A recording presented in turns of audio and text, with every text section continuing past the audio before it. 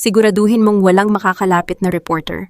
Sa oras na maisuot ko ang singsing sa daliri niya, hinding-hindi na siya makakatakas pa. She is just a beautiful puppet I created from the wreckage at wala akong balak na hayaan siyang makawala sa mga kamay ko. Ang boses ni David ay parang hapdi ng yelo na dumampi sa balat ni Riza habang nakatayo siya sa likod ng pinto ng dressing room. Ang lalaking akala niya ay kanyang tagapagligtas, ang lalaking nangakong mamahalin siya, sa kabila ng kanyang nawalang alaala, ay nagsasalita ngayon na parang isang estrangherong puno ng lason, ang dila. Sa mga sandaling iyon, mahigpit na hawak ni Riza ang isang puting panyo na may borda ng mga inisyal ni David, isang regalo na pinagpuyatan niyang tapusin ng may buong pagmamahal. Ang bawat tusok ng karayom sa tela ay simbolo ng kanyang pasasalamat sa lalaking kumuha sa kanya mula sa dalampasigan 3 taon na ang nakalilipas. Ngunit ngayon ang panyong iyon ay tila naging isang mitya ng apoy na nagpapasigabong ng sakit sa kanyang palad. Ang kanyang mga daliri ay nanginginig at ang bawat hininga ay tila isang kutsilyo na bumabaon sa kanyang dibdib. Ang silid na puno ng bango ng mga sariwang bulaklak ng azahar ay biglang naging masikip at nakakasulasok. Ang kaba sa kanyang dibdib ay hindi na dahil sa pananabik sa kasal, kundi dahil sa isang katotohanang unti-unting dumudurog sa kanyang pagkatao. Ang kanyang paningin ay nagdilim at ang paligid ay tila umiikot. Pakiramdam niya ay nalulunod siyang muli hindi sa tubig ng dagat, kundi sa mga kasinungalingang naging pundasyon ng kanyang buhay sa loob ng 3 taon. Sino ba talaga ako sa likod ng puting bilong ito? Ako ba ay si Riza na kanyang nilikha o isang kaluluwang matagal ng ninakawan ng sariling kasaysayan? Pinilit ni Riza na humakbang palayo ang mabigat na tela ng kanyang trahe de boda ay parang kadenang humihila sa kanya pababa sa lupa. Sa labas ng pintuan ang tugtog ng engrandeng kasal ay nagsimula ng umaling-aungaw isang masayang himig na tila nanunuya sa kanyang nagdurugong puso. Pagkalipas ng ilang sandali ang mga pintuan ng Garden Resort ay bumukas ng malawak. Ang sikat ng araw ay sumalubong sa kanyang mukha, ngunit hindi nito kayang pawiin ang ginaw na nanunuot sa kanyang mga buto. Habang naglalakad siya sa gitna ng mga bisita, ang bawat ngiti na ibinibigay niya ay isang maskara ng pagdurusa. Nakatayo sa dulo ng altar si David, may gwapong ngiti at mga matang tila nangangako ng langit, ngunit ang nakikita na lamang ni Riza ay ang anino ng isang lalaking may hawak na tali sa kanyang leeg. Ngunit bago pa man niya maabot ang mga kamay ni David, isang malakas na kalabog ng bumukas na tarangkahan ang bumasag sa katahimikan ng seremonya. Ang tugtog ng violin ay biglang huminto na tila ba pati ang musika ay natakot sa tensyong biglang bumalot sa hangin. Isang lalaki ang humahangos na pumasok sa gitna ng pasilyo. Ang kanyang tindig ay puno ng awtoridad, ngunit ang kanyang mga mata ay kakikitaan ng isang pait na tila 3 taon ng kinikimkim. Sa isang iglap ang baso ng champagne sa kamay ng lalaki ay nabitawan nito at ang tunog ng pagkabagbag ng kristal sa damuhan ay tila hudyat ng pagbagsak ng buong mundo ni Riza. Bianca? Ang tawag na iyon ay mahina isang bulong na puno ng pangungulila, ngunit sapat na para patigilin ang tibok ng puso ni Riza. Ang lalaki ay mabilis na humakbang palapit, ang bawat yapak nito ay nagpapakaba sa bawat taong naroroon. Nang hawakan nito ang kanyang braso, ang init ng balat nito ay tila isang kuryenteng gumising sa mga selulang matagal nang natutulog sa kanyang utak. Bitawan mo siya, to. Sigaw ni David na mabilis na lumapit at pilit na humaharang sa pagitan nila. Sino ka ba para manggulo sa kasal ko? Hindi siya pinansin ng lalaki. Ang mga mata nito ay nakatitig lamang kay Riza, tila binabasa ang bawat linya ng kanyang mukha sa ilalim ng belo. Bianca, buhay ka. 3 taon kitang hinanap. 3 taon akong namatay sa pangungulila pero narito ka. Bakit ikakasal ka sa iba? I'm sorry pero nagkakamali kayo, pilit na sagot ni Riza, kahit na ang kanyang boses ay tila ibon na may bali ang pakpak. Ang pangalan ko ay Riza, Riza Gomez. Hindi ko kayo kilala. Isang mapait na tawa ang kumawala sa mga labi ng lalaki. Hindi mo ako kilala. Ako ang asawa mo, Bianca. Ako si Alexander. Tignan mo ang mga mata ko. Huwag mong sabihing pati ang puso mo ay nakalimot na rin. Lalong humigpit ang hawak ni David sa baywang ni Riza, isang pag-angkin na tila ba isa siyang tropeyo. Umalis ka na rito, Rosales. Huwag mong gamitin ang kapangyarihan mo para sirain ang araw na ito. Riza is my wife. Your wife. Galit na hinarap ni Alexander si David. How dare you call her your wife? Alam nating dalawa kung anong dumi ang itinatago mo. Sa gitna ng sigawan at bulungan ng mga bisita, dalawang maliliit na boses ang narinig mula sa likuran ng mga bulaklak. Mommy, why is that man shouting at Tito David? Sabay-sabay na lumingon ang lahat. Doon nakatayo ang dalawang batang lalaki sina Lino at Nathan. Ang kanilang mga mukha ay parang iginuhit na larawan ni Alexander nung bata pa ito. Ang matangos na ilong ang hugis ng panga at ang mga matang tila may sariling ningning. Nanlaki ang mga mata ni Alexander. Ang kanyang galit ay biglang napalitan ng isang matinding gulat na humantong sa panghihina ng kanyang mga tuhod. Napatingin siya kay Riza, pagkatapos ay sa mga bata, at muli ay kay Riza. Ang mga bata, bulong ni Alexander, ang kanyang tinig ay nanginginig sa pagkabigla. Sila ba ay anak mo? Oo po, sagot ni Riza, na tila ba ang bawat salita ay tinik na bumabara sa kanyang lalamunan. Tumingin si Alexander sa dalawang bata, na tila nakakita ng isang himala, ngunit ang himalang iyon ay may kasamang matalim na sakit. Lumapit siya ng isang hakbang, ngunit mabilis na hinarangan ni David ang kanyang daraanan. Don't you dare touch them, Alexander. They are my children. Asik ni David, habang ang kanyang mga mata ay nanlilisik sa takot na mabunyag ang kanyang lihim. Tumingin si Alexander ng diretso sa mga mata ni Riza, isang tingin na puno ng pagtatanong at matinding pait. 3 taon, Bianca. 3 taon silang lumaki na wala ako. Sabihin mo sa akin, paano mo nagawang itago ang mga anak ko sa akin? Hindi nakapagsalita si Riza. Ang kanyang mundo ay tila tuluyan ng gumuho sa ilalim ng kanyang mga paa. Habang nakatitig siya kay Alexander, isang munting alaala ang biglang dumaan sa kanyang isipan, isang mabilis na imahe ng isang lalaking humahalik sa kanyang noo habang bulong ang mga salitang, magiging mabuting ama ako sa kanila, Bianca. Ngunit bago pa man niya mahuli ang alaalang iyon, muling narinig ang malamig na boses ni David sa kanyang tabi, na tila ba isang paalala ng kanyang utang na loob. Naiwan si Riza na nakatayo sa gitna ng dalawang lalaking nag-aagawan sa kanyang pagkatao habang ang kanyang mga anak ay nakatingin sa kanya ng may takot. Ang hangin sa paligid ay naging mapanganib, at ang bawat segundong lumilipas ay tila isang ticking time bomb na handang sumabog anumang sandali. Ano ang gagawin mo, Riza? Susundin mo ba ang lalaking nagbigay sa iyo ng bagong buhay? O ang estrangherong tila may hawak ng susi ng iyong tunay na pagkatao? Hindi mo sila pwedeng ilayo sa akin ng ganun na lang, David. Handa akong sunugin ang buong mundong ito, mahanap lang ang katarungan para sa asawa at mga anak ko. Ang boses ni Alexander ay hindi na lamang isang pakiusap. Ito ay isang utos na nanggagaling sa isang taong may kapangyarihang magpabagsak ng mga kaharian. Nakaharang ang kanyang mga mamahaling sasakyan sa labasan ng resort, tila mga dambuhalang bakal na hayop na nagbabantay sa kanilang biktima. Ang sikat ng araw ay tumatama sa salamin ng mga kotse, ngunit ang liwanag na iyon ay hindi sapat para pawiin ang dilim na bumabalot sa mukha ni David. Mahigpit ang hawak ni David sa kamay ni Riza, ang kanyang mga kuko ay tila ba nabaon na sa balat ng babae. Riza, huwag kang makinig sa kanya. He is a dangerous man, mahal. Ginagamit lang niya ang yaman niya para agawin ka sa akin. Tandaan mo, ako ang nagligtas sa iyo noong wala kang matakbuhan. Ako ang pamilya mo. Tumingin si Riza sa kanyang braso. Ang puting tela ng kanyang wedding gown ay nagusot na sa higpit ng hawak ni David.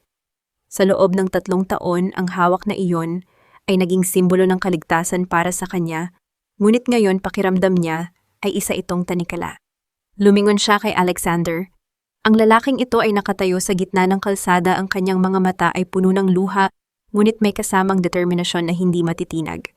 Nakita ni Riza ang panginginig ng mga kamay ni Alexander, isang panginginig na hindi dahil sa takot, kundi dahil sa matinding emosyong pilit na sinusupil. Ang pagkakaibang iyon ang bumasag sa puso ni Riza. Si David ay humahawak ng may pag-angkin, samantalang si Alexander ay nakatayo ng may pagsamo. David, nasasaktan ako, mahinang bulong ni Riza. Agad na lumuwag ang hawak ni David, ngunit ang kanyang mukha ay puno pa rin ng panunuya. Alexander, wala kang ebidensya. You are just a grieving billionaire who is obsessed with a woman who looks like your dead wife. Let us go. Ebidensya, isang mapait na ngiti ang sumilay sa mga labi ni Alexander. Itinaas niya ang kanyang kamay at isang lalaking nakauniporme ng doktor ang lumabas mula sa isa sa mga sasakyan. Ito si Dr. Castro. Siya ang pinakamagaling na geneticist sa bansa. Hindi tayo aalis dito hanggat hindi natin nakukuha ang katotohanan. Anong ibig mong sabihin? Tanong ni David, na tila ba ang bawat hibla ng kanyang buhok ay tumatayo sa kaba. A DNA test, David? Ngayon din. Dito mismo, matigas na sagot ni Alexander. Kung totoo ang sinasabi mo na ikaw ang ama, hahayaan ko kayong umalis. Pero kung napatunayan kong ang mga batang iyon ay dugo at laman ko, hinding-hindi mo na makikita ang sikat ng araw sa labas ng rehas. Lalong namutla si David. Lumingon siya kay Raisa, ang kanyang mga mata ay biglang naging malambot, isang taktika ng manipulasyon na kabisado na niya. Raisa, papayag ka ba?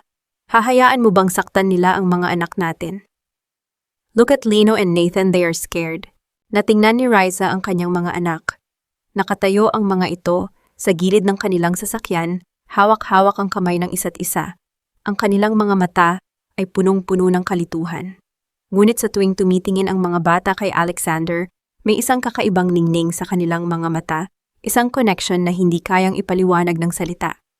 Gawin natin ang test, sabi ni Raisa sa isang boses na hindi niya inakalang mayroon siya. Raisa, sigaw ni David. Gusto ko ring malaman ang totoo, David. Pagpapatuloy ni Raisa, ang kanyang paningin ay diretso kay Alexander. Kung ako nga si Bianca, kung ang buhay ko sa loob ng 3 taon ay isang malaking kasinungalingan, kailangan kong malaman. Para sa mga anak ko, para sa sarili ko. Ang proseso ay mabilis, ngunit tila bawat segundo ay 1 taon sa pakiramdam. Ang bawat dampi ng swab sa loob ng bibig ng mga bata ay tila ba pagpunit sa katahimikang matagal ng pinangalagaan ni David. Si Alexander ay nanatiling nakatayo sa malayo, ang kanyang paningin ay hindi humihiwalay sa mga bata. Tila ba sa bawat sandali ay kinakabisado niya ang bawat anggulo ng kanilang mga mukha. Nang matapos ang pagkuha ng sample, lumapit si David kay Raisa at bumulong sa kanyang tainga. Ang kanyang boses ay tila isang ahas na naglalabas ng lason. Don't forget, Raisa. Noong wala kang maalala, ako ang nagpakain sa iyo. Ako ang nagbayad sa ospital. Ako ang nagbigay ng pangalan sa mga anak mo. Huwag kang tatalikod sa utang na loob mo, dahil baka sa huli ikaw din ang magsisi. Ang ang mga salitang iyon ay tila mga bato na idinagan sa dibdib ni Raisa. Ang utang na loob ang pinakamabigat na parusa sa kulturang kinalakihan niya. Pakiramdam niya ay isa siyang bilanggo na binigyan ng pagkakataong tumakas, ngunit ang susi ay gawa sa bubog na lalaslas sa kanyang mga kamay. Lumipas ang ilang oras sa loob ng isang pribadong silid sa resort habang hinihintay ang mabilis na resulta mula sa laboratorio ng ospital ni Alexander.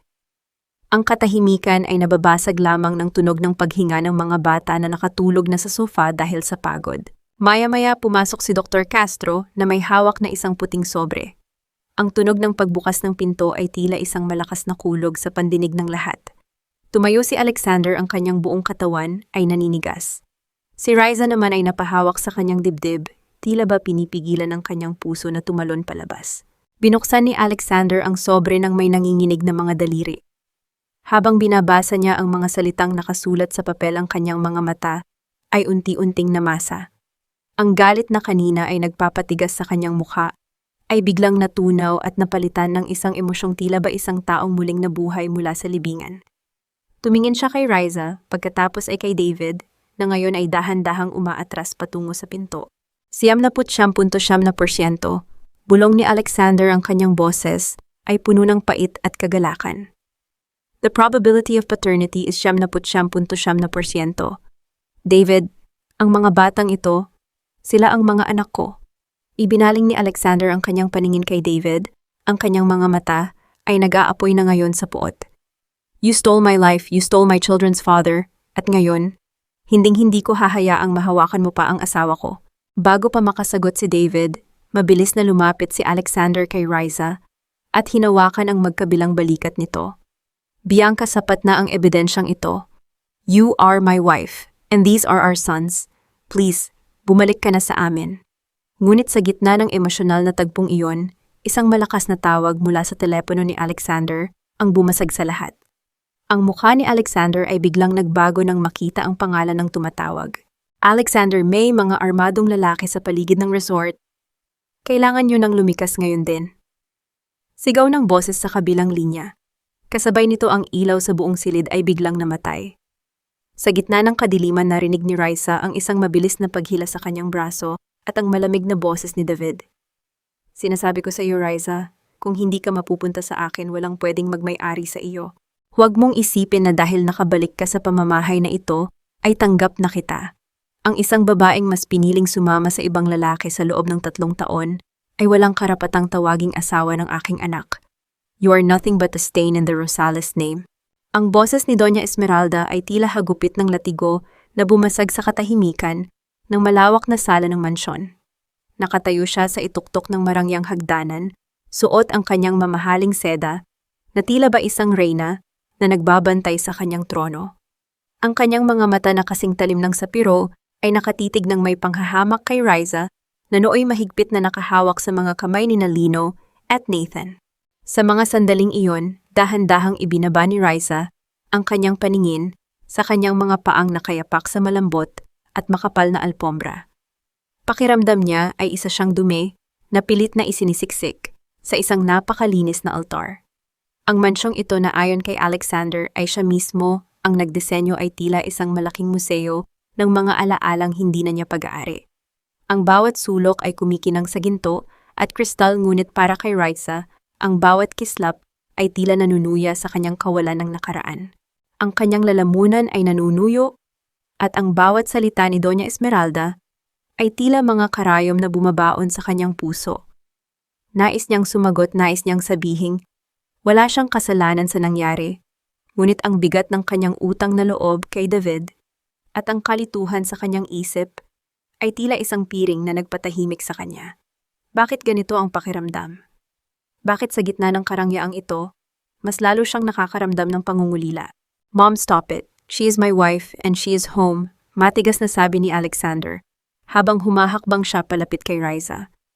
Inilagay niya ang kanyang kamay sa likuran ng babae, isang kilos ng proteksyon na tila ba sinasabi sa buong mundo na walang sino mang pwedeng manakit sa kanya.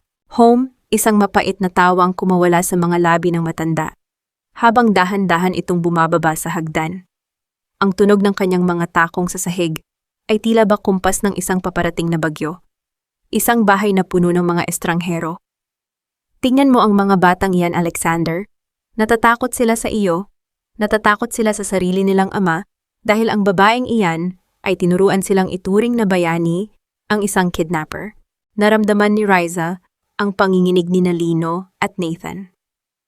Lalo silang sumiksik sa kanyang palda, ang kanilang mga mata ay punong-puno ng takot habang nakatingin sa matandang babae. Mommy, I want to go home. Ayoko rito, natatakot ako sa lola. Bulong ni Nathan, ang kanyang maliit na boses ay nagpabasag sa puso ni Alexander. Sinubukan ni Alexander na lumuhod para pantayan ang taas ng mga bata. Hey boys, don't be scared. This is your home now. I have so many toys for you upstairs. Gusto niyo bang makita? Ngunit sa halip na sumama, lalong umatras ang mga bata. Ang distansyang iyon ay tila isang malalim na bangin na naghihiwalay kay Alexander sa kanyang mga anak. Ang sakit sa mukha ng bilyonaryo ay hindi maikakaila, isang ama na may lahat ng yaman sa mundo, ngunit hindi makuha ang tiwala ng sariling dugo. Panggungutya ni Doña Esmeralda. You brought strangers into this house, Alexander. At ikaw, Risa o Bianca o kung sino ka man, huwag kang umasang magiging madali ang buhay mo rito. I will make sure you remember the shame you brought to this family.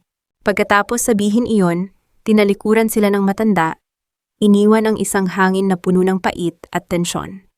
Inihatid sila ni Alexander sa kanilang silid, ang master bedroom na ayon sa kanya ay sadyang inihanda para sa kanilang mag-asawa.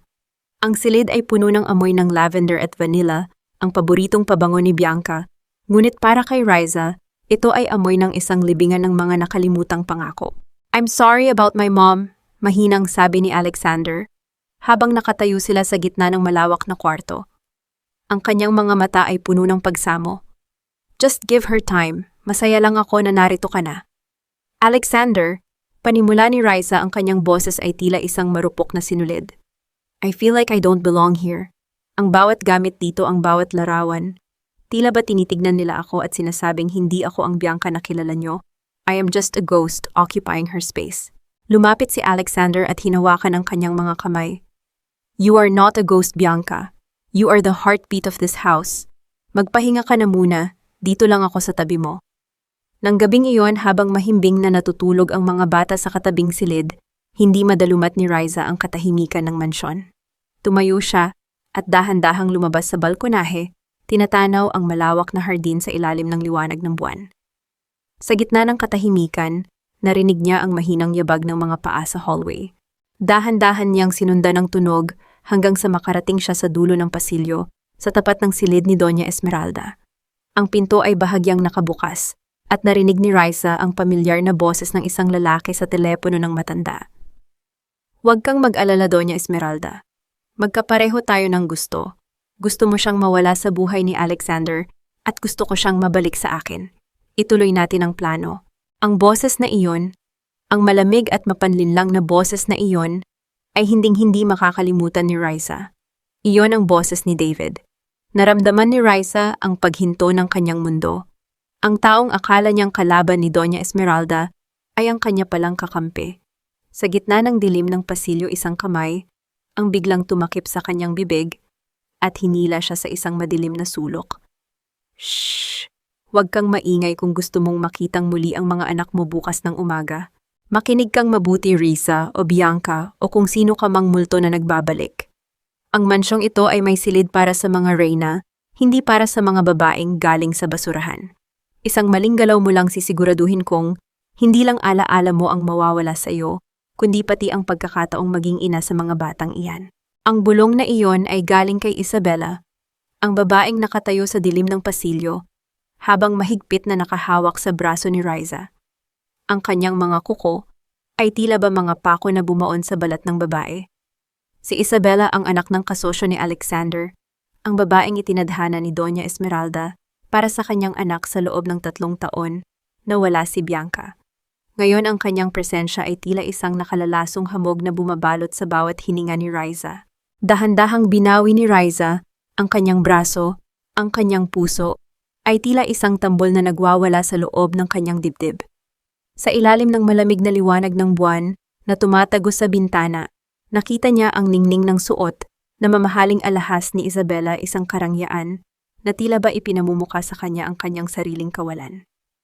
Nais sumigaw ni Riza, nais niyang itanong kung bakit puno ng puot ang mga tao sa paligid niya, ngunit ang kanyang lalamunan ay tila barado ng tuyong buhangin. Bakit kahit sa loob ng bahay na ito pakiramdam niya, ay isa pa rin siyang dayuhan na naghahanap ng masisilungan. Ang bawat salita ni Isabela ay tila isang mabigat na pasanin na idinadagan sa kanyang balikat. Habang nakatayo sa harap ng marangyang babae, naramdaman ni Riza ang muling pagguho ng kanyang tiwala sa sarili. Siya ay isang ina na ang tanging hangad ay ang kaligtasan ng kanyang mga anak, ngunit sa bawat hakbang niya sa mansyong ito, tila ba may mga patibong na naghihintay na siyang kainin ng buo. Kinabukasan ng sikat ng araw ay hindi nagdala ng init sa pakiramdam ni Riza. Habang pababa siya sa hagdan, nakita niya si Alexander na naghihintay sa kanya sa paanan nito. Ang kanyang asawa ay nakasuot ng isang simpleng puting polo at sa kanyang mga mata ay makikita ang isang lambot na tila ba nagnanais na hilumin ang lahat ng sugat ni Riza. Bianca, gusto kitang dalhin sa isang lugar, masuyong sabi ni Alexander. Hinawakan niya ang kamay ni Riza, ang init ng palad nito ay tila ba nagbigay ng kaunting lakas sa nanghihinang tuhod ng babae. Dinala siya ni Alexander sa likod ng mansyon, kung saan matatagpuan ang isang malawak na hardin ng mga puting rosas. Ang bango ng mga bulaklak ay agad na humalik sa kanyang pang-amoy, isang halimuyak na tila ba may ibinubulong na mga lumang kwento. Ang mga talulot na kasing puti ng nibe ay nanginginig sa ilalim ng banayad na hangin at sa gitna ng hardin ay may isang glass gazebo na kumikinang sa ilalim ng sikat ng araw. Ito ang paborito mong lugar, bulong ni Alexander habang nakatayo sila sa gitna ng mga rosas. Sabi mo noon dito mo nararamdaman na ang mundo ay payapa, na kahit anong gulo ng labas sa gitna ng mga rosas na ito, tayo lang dalawa ang mahalaga. Napapikit si Riza, hinayaan niyang dalhin siya ng bango ng mga bulaklak sa isang lugar na hindi niya maabot ng kanyang isip. Bigla isang matalim na kirot ang gumuhit sa kanyang sentido. Tila ba may isang pintuan sa kanyang utak na pilit na binubuksan. Nakita niya ang isang imahe, isang lalaking may dalang isang pirasong puting rosas, nakaluhod sa kanyang harap habang umuulan ng malakas. Pangako Bianca, hinding-hindi kita bibitawan. Ang boses na iyon ay hindi kay David, kundi kay Alexander. Alexander, mahinang tawag ni Raisa, ang kanyang paningin ay nagsimulang lumabo. Ang bawat puting rosas sa paligid niya ay tila ba naging mga aninong umiikot. Ang kanyang mga binti ay nanghina at sa isang sandali ang mundo ay tuluyang nagdilim. Naramdaman na lamang ni Raisa ang matitigas at protektadong mga braso ni Alexander na sumalo sa kanya bago pa man siya tumama sa lupa. Sa kanyang pagkawala ng malay, ang huling narinig niya ay ang desperadong tawag ni Alexander sa kanyang pangalan, isang tawag na puno ng takot at pag-ibig na tila ba nanggagaling sa kailaliman ng isang nagdurugong puso. Nang magising si Raisa, nasa loob na siya ng kanilang silid. Ang madilim na kapaligiran ay nababanaagan lamang ng liwanag mula sa isang lampara sa tabi ng kama. Sa kanyang tabi nakita niya si Alexander na nakaupo, ang ulo ay nakasandal sa kanyang kamay, tila ba nakatulog ito sa gitna ng pagbabantay. Dahan-dahang bumangon si Raisa, ngunit ang kanyang pansin ay naagaw ng isang sobrang nakapatong sa kanyang bedside table. Wala itong pangalan, ngunit ang papel ay pamilyar. Ito ang papel na ginagamit ni Doña Esmeralda. Nang buksan niya ito, isang larawan ang nalaglag. Larawan iyon ni Raisa na yakap-yakap si David sa lumang bahay nila sa probinsya, ngunit sa likod ng larawan ay may nakasulat na mga salitang tila ba isang sumpa. Ang isang taksil ay mananatiling taksil. Akala mo ba ay maniniwala si Alexander na wala kang natatandaan? Ipinadala ko na ang kopya nito sa kanya. Maghanda ka na sa iyong muling pag-alis. Kasabay nito narinig ni Raisa ang pag-ring ng telepono ni Alexander na nasa ibabaw ng mesa. Sa gitna ng katahimikan, ang boses ni Isabella ay malinaw na narinig mula sa kabilang linya. Alexander, gising ka na ba? Kailangan mong makita ang mga dokumentong nakuha ko tungkol sa pagliligtas ni David kay Bianca. Hindi siya biktima, Alexander. Siya ang kasabwat. Tumingin si Raisa kay Alexander na unti-unti nang nagigising. Ang kanyang puso ay tila ba sasabog sa takot. Sino ang paniniwalaan ng lalaking ito? Ang kanyang asawa ba na walang maalala? O ang mga ebidensyang pilit na sumisira sa kanyang pagkatao? Anong klaseng ina ka magnanakaw na manggagamit pa? Hindi mo lang dinudumihan ang pangalan ng mga Rosales, kundi tinuturuan mo pang maging kriminal ang mga anak mo. Ang boses ni Doña Esmeralda ay parang kulog na bumasag sa katahimikan ng silid ni Raisa. Nakatayo ang matanda sa gitna ng kwarto, habang si Isabella ay nakasilip sa likuran nito. May isang mapanuyang ngiti na pilit itinatago sa likod ng kanyang mamahaling panyo. Sa mga sandaling iyon, hawak-hawak ni Raisa ang isang maliit na pares ng medyas ni Nathan. Nakapapafold lang niya, isang simpleng gawaing puno ng pagmamahal na biglang nabahiran ng dumi dahil sa paratang ng matanda. Naramdaman ni Raisa ang biglang paglamig ng kanyang mga kamay. Ang hanging pumasok mula sa bukas na bintana ay tila naging yelo na dumaong sa kanyang balat. Ang kanyang puso ay tila isang ibon na pilit kumakawala sa isang masikip na hawla, at ang bawat tibok nito ay nagdadala ng sakit sa kanyang dibdib. Bakit kahit anong gawin niyang pagpapakumbaba, tila laging may masamang balak ang mga tao sa paligid niya? Ang medyas na hawak niya ay dahan-dahang nalaglag sa sahig, tila ba simbolo ng kanyang unti-unting pagbagsak sa ilalim ng bigat ng kawalang katarungan. Wala po akong kinuha, Doña Esmeralda. Mahinang sagot ni Raisa, ang kanyang boses ay nanginginig, ngunit puno ng katotohanan. Ni hindi ko alam kung nasaan ang mga alahas niyo. Talaga ay ano itong nakita ni Isabella sa loob ng drawer mo? Mabilis na tugon ng matanda habang itinuturo ang isang kumikinang na kwintas na gawa sa mga diamante at sapiro. Ang kwintas na iyon ay ang gintong pamana ng pamilya Rosales, isang alahas na tanging ang reyna lamang ng tahanan ang may karapatang magsuot. I found it hidden under your children's clothes, Raisa, singit ni Isabella. Ang kanyang boses ay puno ng peking lungkot. Alexander, look. I really didn't want to believe it, but the evidence is right here. Siguro balak niya itong ibenta para may pangsuporta siya sa mga plano nila ni David. Napaangat ng tingin si Raisa at nakita niya si Alexander na nakatayo sa may pinto. Ang mukha ng kanyang asawa ay tila isang estatwa ng bato, walang emosyon, ngunit ang kanyang mga mata ay kakikitaan ng isang malalim na gulo. Ang katahimikan ni Alexander ay tila mas masakit pa kaysa sa mga sigaw ni Doña Esmeralda. Pakiramdam ni Raisa ay hinahati ang kanyang puso sa dalawa. Ang isang bahagi ay gustong magmakaawa at ang isa naman ay gustong sumuko na lamang sa pagod. Alexander, maniwala ka sa akin. Bulong ni Raisa, ang kanyang mga mata ay nagsisimulang punan ng mga luha. Hindi ko magagawang magnakaw. Lalong hindi ko gagamitin ang mga anak ko para sa ganyang bagay. Enough! Sigaw ni Doña Esmeralda. Alexander, palayasin mo na ang babaeng ito bago pa niya tuluyang ubusin ang yaman natin. She is a fraud. Isang impostora na gumagamit ng mukha ng paborito nating Bianca para sirain tayo. Humakbang palapit si Alexander. Ang tunog ng kanyang sapatos sa sahig ay tila ba hudyat ng isang hatol na kamatayan para kay Raisa. Ngunit sa halip na hawakan ang kwintas, tinitigan niya ng diretso si Isabella. How did you know it was in this drawer, Isabella? Sabi mo kanina pumasok ka lang dito para tingnan ang mga bata. Why were you digging through her clothes? Sandaling natigilan si Isabella, ang kanyang mga mata ay bakas ng gulat. I just saw it peeking out, Alexander. It was so obvious. Obvious under a pile of folded laundry. Malamig ang boses ni Alexander, isang tono na tila ba nanggagaling sa kailaliman ng isang nagyayalong lawa. Mom, take the necklace, but don't you ever accuse my wife of stealing again without proof that I personally verified. Isabella, labas. Nang makaalis ang dalawa, na iwan ang isang mabigat na katahimikan sa pagitan ni na Alexander at Raisa. Lumapit si Alexander at hinawakan ang magkabilang balikat ng kanyang asawa. Ramdam niya ang panginginig ni Raisa, ang takot na tila ba nanunuot sa bawat selula ng kanyang katawan. I trust you, Bianca, mahinang sabi ni Alexander habang pinupunasan ang luhang dumadaloy sa pisngi ni Raisa. But you have to be careful. Maraming mata sa bahay na ito na gustong makitang bumagsak ka. Bakit kailangan nilang gawin ito sa akin? Hikbi ni Raisa habang isinasandal ang kanyang noo sa dibdib ni Alexander. I don't want the diamonds, Alexander. I just want to be a mother to my children. I just want to know who I really am. Malalaman din natin ang lahat, pangako, sagot ni Alexander.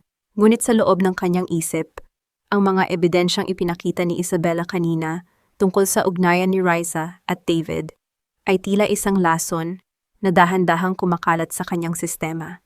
Nang gabing iyon, habang ang buong mansyon ay balot na ng katahimikan, isang mahinang tunog ng pag-vibrate ng telepono ang narinig sa ilalim ng unan ni Raisa. Hindi iyon ang kanyang regular na telepono, kundi isang lumang device na sadyang iniwan sa kanyang bag noong nakaraang araw. Nanginginig ang kanyang mga daliri nang buksan niya ang mensahe. Ang bawat letra sa screen ay tila ba nag-aapoy sa gitna ng dilim. Hinihintay kita sa lumang pantalan bukas ng 8:00 ng gabi. Isang pagkakataon lang ito, Raisa. Ililigtas kita sa mga Rosales bago kanila tuluyang sirain. Huwag kang magsasama ng kahit sino kung gusto mo pang makita ang katotohanan tungkol sa iyong tunay na pamilya. Napatakip ng bibig si Raisa. Ang mensaheng iyon ay galing kay David. Ang lalaking naging tanging mundo niya sa loob ng 3 taon ay muling kumakatok sa kanyang buhay. Sa sandaling ang kanyang tiwala sa mga Rosales ay unti-unti nang nadudurog. Sa gitna ng dilim, ang anino ng pag-aalinlangan ay tila isang dambuhalang nilalang na handang lumamon sa kanyang buong pagkatao. Ano ang mas matimbang? Ang asawang pilit siyang pinoprotektahan, ngunit puno ng duda, o ang tagapagligtas na nangangakong ibabalik ang kanyang nawalang nakaraan? Sabi ko na nga ba, hindi mo ako matitisod. Ang pusong may utang na loob ay laging marunong bumalik sa pinanggalingan nito. I am the only one who truly knows you, Raisa. Sa akin ka lang ligtas, hindi sa mga Rosales na itinuturing kang isang gamit na pwedeng palitan. Ang boses ni David ay tila isang malamig na bulong ng kamatayan na humalik sa pandinig ni Raisa nang makarating siya sa madilim at abandonadong bahagi ng lumang pantalan. Ang paligid ay nababalot ng makapal na hamog at ang amoy ng kalawang at alat ng dagat ay tila nanunuot sa kanyang balat. Nakatayo si David sa ilalim ng isang pundidong ilaw, ang kanyang anino ay mahaba at tila ba isang dambuhalang handang lumamon sa sinumang lumapit. Sa mga sandaling iyon, mahigpit na hawak ni Raisa ang isang maliit na laruan ni Lino sa loob ng kanyang bulsa. Ang bawat kanto ng plastik na laruan ay tila tumutusok sa kanyang palad, isang paalala ng dahilan kung bakit siya narito. Gusto niyang malaman ang katotohanan. Gusto niyang malaman kung anong klase siyang ina sa loob ng 3 taon na wala siyang maalala. Ang kanyang puso ay tila isang tambol na nagwawala sa loob ng kanyang dibdib at ang bawat hininga niya ay tila sinusunog ng malamig na hangin ng gabi. Bakit pakiramdam niya ay lalo siyang naliligaw sa tuwing sinusubukan niyang hanapin ang daan pauwi? David, sabihin mo sa akin ang totoo. Nanginginig ang boses ni Riza, ang bawat salita ay tila isang marupok na kristal na handang mabasag. Anong ginawa mo sa akin? Bakit sinasabi ni Alexander na ninakaw mo ang buhay ko kung mahal mo talaga ako? Bakit kailangan mong magsinungaling? Isang mapait na tawa ang kumawala sa mga labi ni David habang dahan-dahan siyang humahakbang palapit. Ang tunog ng kanyang mga sapatos sa bulok na kahoy ng pantalan ay tila kumpas ng isang paparating na trahedya. Mahal Riza, ang pag-ibig ay hindi lang tungkol sa katotohanan. Ito ay tungkol sa proteksyon.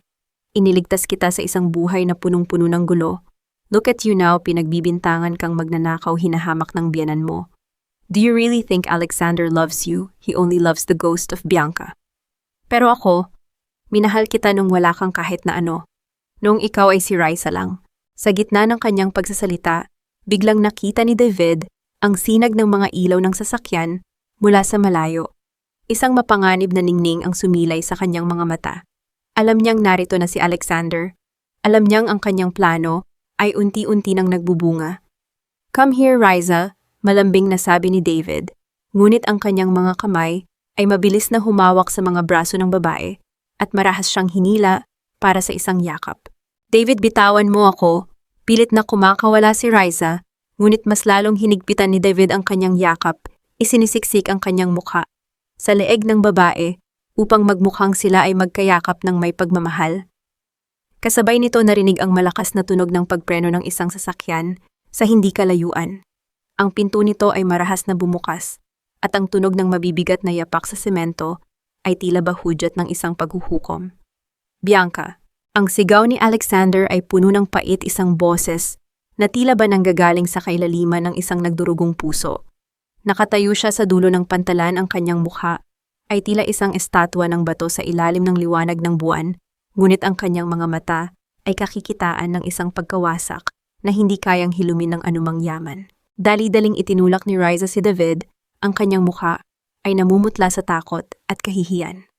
Alexander, hindi ito ang iniisip mo. Pinadalhan niya ako ng mensahe, kailangan kong malaman ang totoo.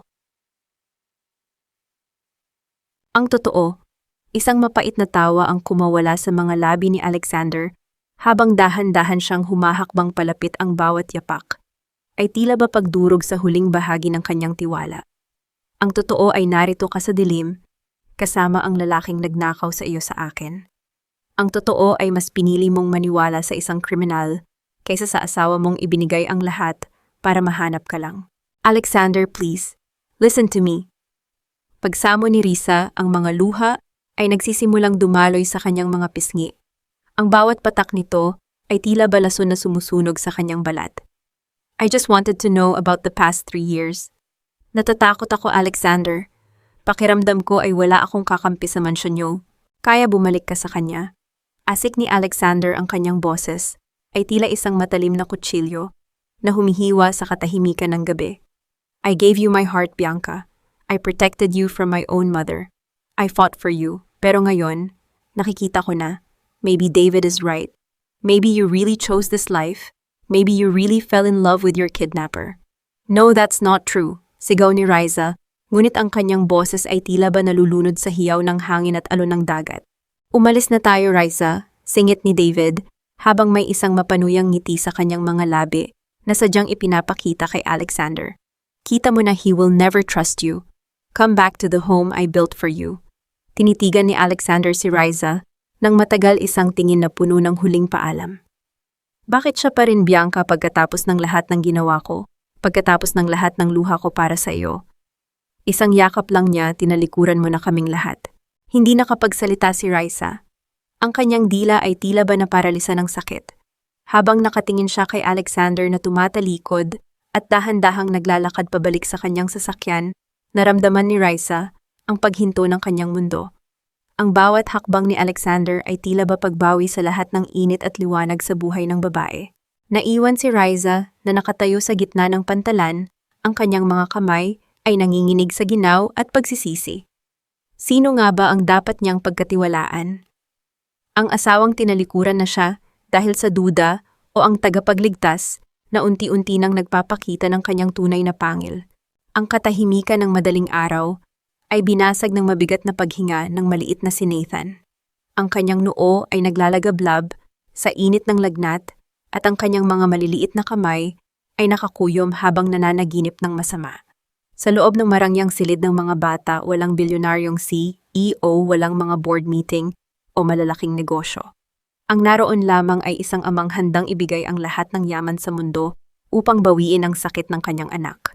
Nakatayo si Riza sa siwang ng pinto, ang kanyang mga mata ay nakapako sa figura ni Alexander. Nakatupi ang mga manggas ng paborito nitong puting polo lukot at basa ng pawis. Sa bawat pagpunas nito ng malamig na tuwalya sa noo ni Nathan, may kasamang malambing na bulong na tila isang uyayi ng protection. Nandito lang ako, anak. Hindi aalis si Papa. Lalabanan natin itong lagnat mo. Masuyong sabi ni Alexander, ang kanyang boses ay nanginginig sa labis na pag-aalala.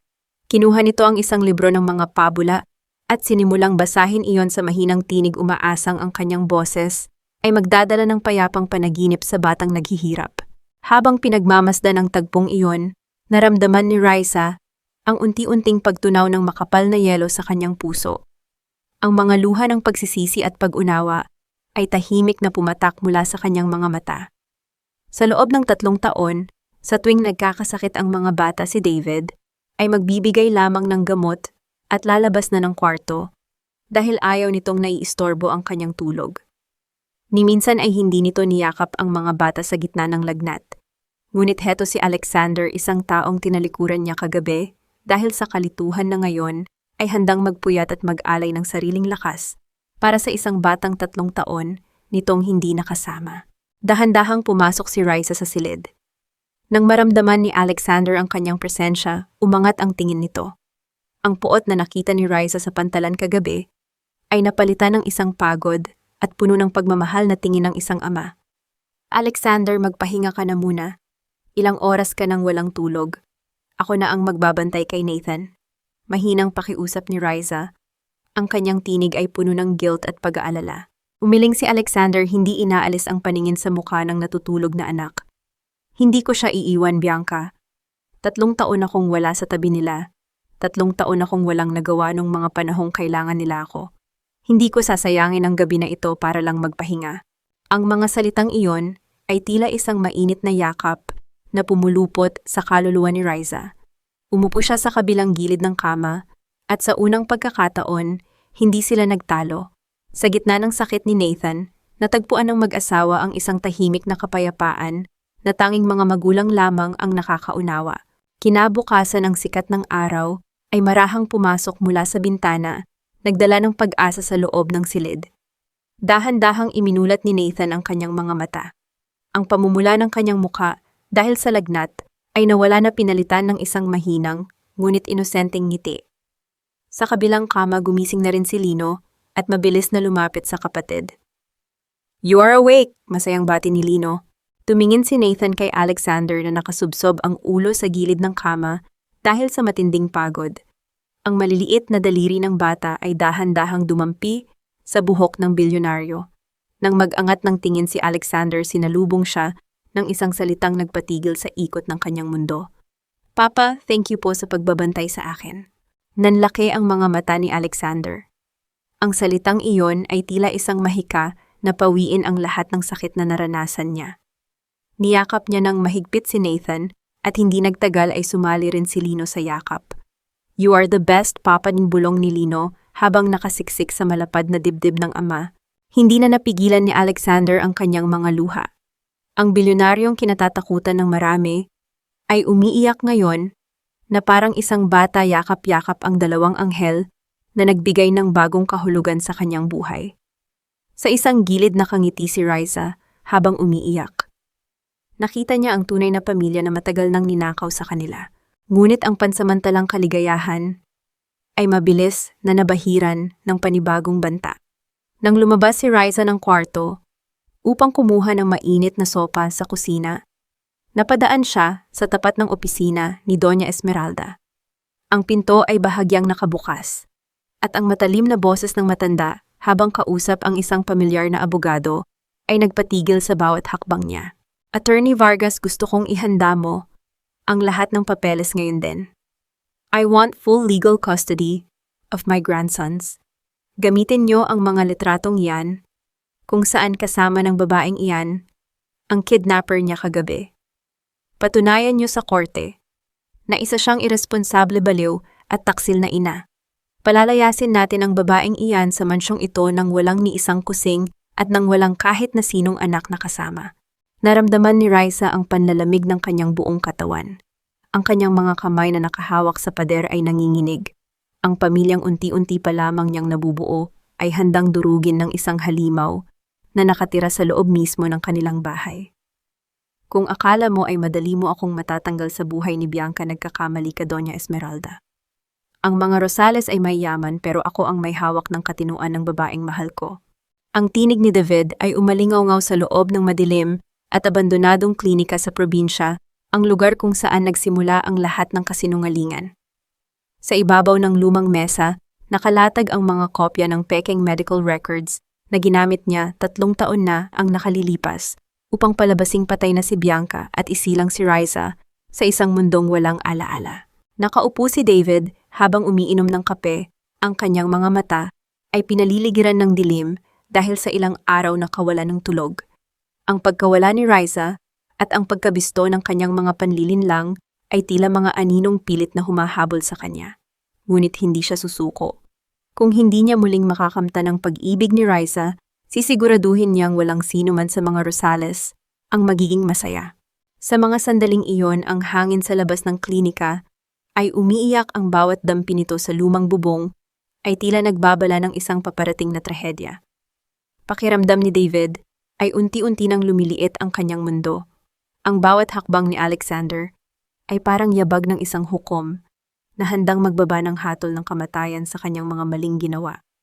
Ngunit sa kabila ng takot ang kanyang puot, ang mas naging ibabaw isang puot na isinilang mula sa labis na pagkahumaling na pilit niyang tinatawag na pag-ibig. Bumukas ng may malakas na tunog ang pinto ng klinika. Isang lalaking nakaitim na jacket at may suot na hood ang pumasok, hingal na hingal at bakas ang takot sa mukha. Siya ang binayarang tauhan ni David upang magmanman sa loob ng mansyon ng mga Rosales. "Boss, may problema tayo," nanginginig na sabi ng lalaki habang ibinabagsak ang isang makapal na sobre sa mesa. Inutusan ako ni Doña Esmeralda na ihatid ang mga dokumentong ito kay Attorney Vargas. Pinapaaral na niya ang kaso para sa full custody ng mga bata at sisiguraduhin nilang mapapalaya si Raisa nang walang nadadala kahit isang sentimo. Nanlaki ang mga mata ni David. Kinuha niya ang sobre at mabilis na binuklat ang mga papeles. Ang kanyang mukha ay namula sa galit. Matandang hukluban, ginagamit niya lang ang sitwasyon para sirain si Raisa. "Hindi ko hahayaang ang mga Rosales ang umapi sa babaeng pinaghirapan kong itago ng 3 taon. Pero boss, hindi lang iyon." Pagpapatuloy ng tauhan, ang boses ay lalong humina. Nakausap ko ang kasambahay doon, si Alexander. Talagang binabantayan si Raisa. At si Nathan at Lino, tinatawag na raw papa ang bilyonaryo. Unti-unti nang nanunumbalik ang alaala ni Bianca. Isang nakakabinging katahimikan ang bumalot sa silid. Dahan-dahang ibinaba ni David ang mga papeles. Ang kanyang mga labi ay nanginginig hindi sa takot, kundi sa isang marahas na bugso ng selos at kabaliwan. Ang ideya na si Bianca ay unti-unti nang bumabalik sa mga bisig ng tunay nitong asawa ay tila isang matalim na kutsilyo na pilit na hinihiwa ang kanyang lalamunan. 3 taon niyang inalagaan ang ilusyon na siya ang mundo nito. 3 taon niyang pinaniwala ang sarili na ang pag-ibig ay nakukuha sa pamamagitan ng pagkakait sa katotohanan. Hindi maaari, bulong ni David sa kanyang sarili. Ang kanyang mga kamay ay mahigpit na nakakuyom hanggang sa pumuti ang mga buko nito. Kung hindi ko siya makukuha, walang ibang magmamay-ari sa kanya. Kahit si Alexander, kahit ang mga anak nila, walang matitira. Kinuha ni David ang kanyang telepono mula sa mesa. Ang kanyang mga daliri ay nanginginig habang pinindot ang isang pamilyar na numero, ang numero ng isang taong may kaparehong galit at layunin sa loob ng mansyon ng mga Rosales. Sa kabilang linya, Ilang ulit na nagring ang telepono bago ito sinagot ng isang malamig at pamilyar na boses ng babae. "Hello," sabi ko, "huwag mo akong tatawagan sa numerong ito."